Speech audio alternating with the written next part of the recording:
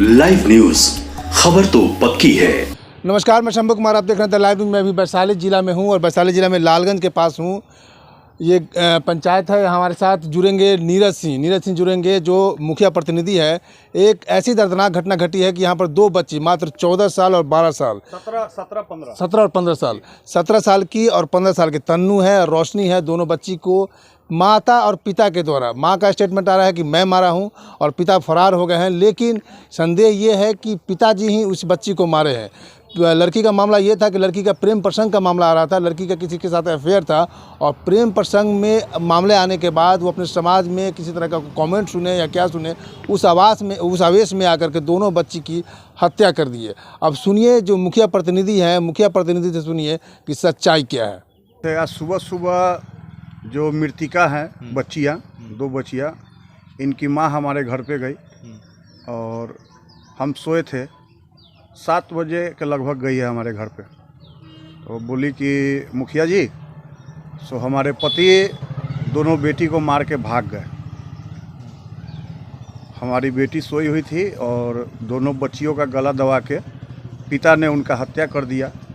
हम कारण पूछे तो पता चला कि 10 दिन 15 दिन पहले कोई प्रेम प्रसंग का मामला था। इसी कारण पिताजी उसके आवेश में आके ये घटना की है। तो फिर हमने अपने सराय थाना प्रभारी गौरव श्रीवास्तव जी को बताया। प्रशासन आई, अभी गया, पोस्टमार्टम हुआ, दाह संस्कार भी हो चुका है अभी तक। क्या नाम था जब वो बच्ची निकली तो क्या कुछ चोट जो है गला दबा के हुआ है, कैसे क्या? इसे प्रशासन के द्वारा बताया गया कि गला पे निशान हल्का फुल्का कुछ दिख रहा है। विशेष तो पोस्टमार्टम रिपोर्ट आएगा तो पता चलेगा कि घटना कैसे हुआ, क्या हुआ। यानी कि ये बता रही है कि इसके जो है पापा मार के चले गए जी। फिर क्या जानकारी मिली है? फिर जानकारी मिली है कि जो महिला है वो खुद स्टेटमेंट दे रही है कि हमने उन बच्चियों को मारा है। कई जगह वीडियो मैंने देखा है कि वो खुद बोल रही है कि हमने मारा। जी, थाना पे प्रेस रिपोर्टर लोग उनका बयान लेने गई, मैंने गया महिला का, तो वो महिला बोली कि हम ही मारे हैं। वो पति को बचाने के ख्याल से बोल रही है, या सच्चाई क्या है वो तो प्रशासन पता लगा लेगी। लेकिन आपको क्या लग रहा है कि उनके पति आए थे? जी, हमको तो वो बोली कि पति आए थे हमारे। अच्छा जी। दो बेटी को मारना जो है, मान लिया हम पति को ही मान लिया, माँ को ही मान लिया, कहीं ऐसा तो नहीं कि दोनों विक्षिप्त की स्थिति रहा होगा दोनों को? अब बेटी को, अपने ही बच्चे को मारना, ये तो मैंने एक विकृत मानसिकता का ये तो परिणाम है ही।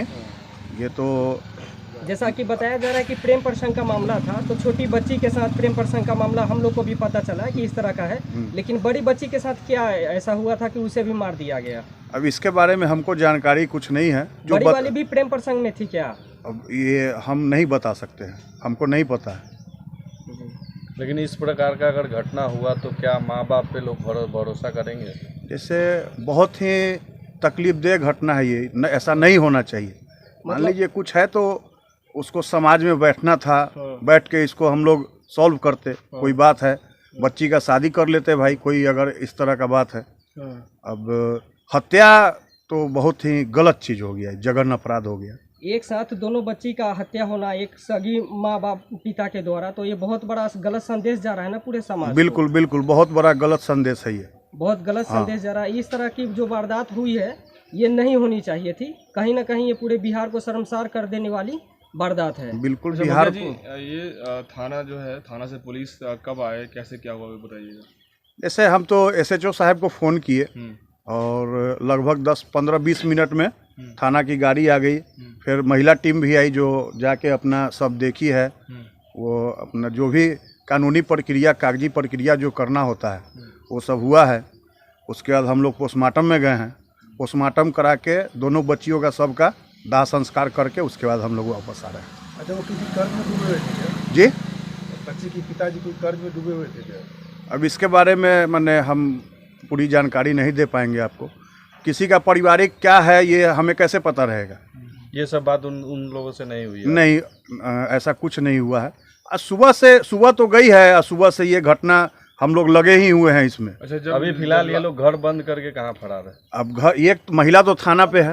अच्छा। 10-11 साल का बच्चा है, वो आग दिया है, अग्नि दिया है, जो भाई है मृतिका का, अच्छा। और पिताजी जो लड़की के हैं वो फरार हैं।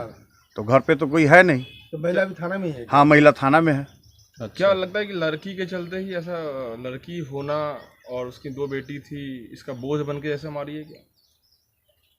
इस बात से इनकार कर सकते हैं क्या? नहीं नहीं, इस बात से इनकार नहीं किया जा सकता है। इस बात से कैसे इनकार किया जाए? क्योंकि उनके 11 साल के लड़का भी है। हाँ, हाँ, और उनको मतलब वो सही है और दोनों बेटी को मार दिया गया है। हो सकता है कि भाई बोझ बन गया, एक शादी विवाह करना है। और अच्छा, प्रेम प्रसंग जो चल रहा था, इसमें क्या कोई पूछे भी जानकारी आई है? प्रेम प्रसंग चल रहा था। छोटी लड़की एक बार किसी लड़के के साथ भाग गई थी और फिर वापस आई। कल का जो मैटर है वो पता चला कि भाई फ़ोन पे कहीं बात कर रही थी, जिसके कारण आवेश में ऐसा घटना हुआ है।